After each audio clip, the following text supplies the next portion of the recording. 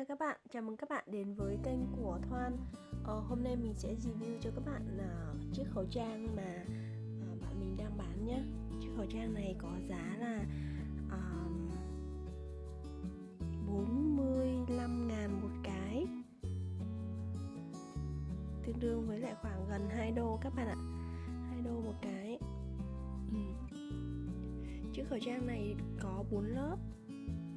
Nó gồm 2 lớp linen và một lớp bông và một lớp vải kháng khuẩn các bạn ạ. Đây, đường may khá là chắc chắn nha, theo hoa rất là xinh. Đây này. Đặc biệt là cái vải này khi các bạn giặt á, thì nó sẽ không bị nhăn đâu. Vải khá là đẹp, may rất là chắc chắn nhá, thêu cũng rất là xinh. Màu trắng này rất là dễ đeo các bạn ạ. Ở phía trong nó tận 4 lớp các bạn ạ. Này. Bây giờ mình sẽ tháo ra cho các bạn xem nhé.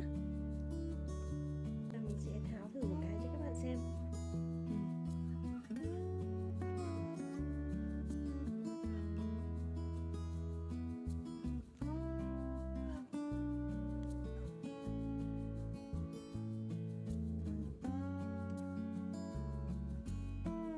Các bạn nào muốn mua thì hãy vào cái link ở mô tả, mình sẽ để link ở trong đó nhé.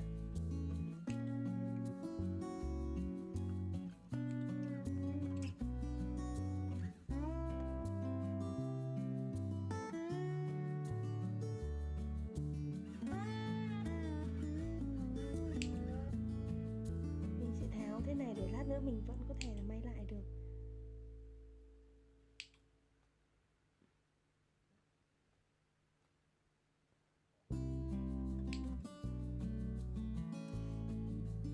Đây này các bạn. Khẩu trang này có 4 lớp nha. Nó sẽ gồm một lớp kháng khuẩn này các bạn. Đó. Và một lớp bông như vậy này. Tức là nó sẽ có 4 lớp. Rất là chắc. Đây các bạn. Các bạn nhìn rõ nha. Đây.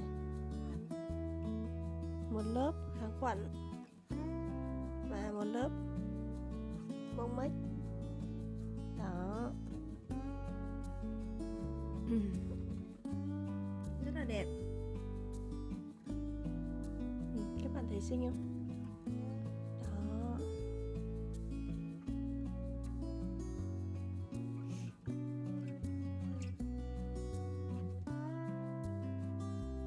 Xinh quá phải không nào?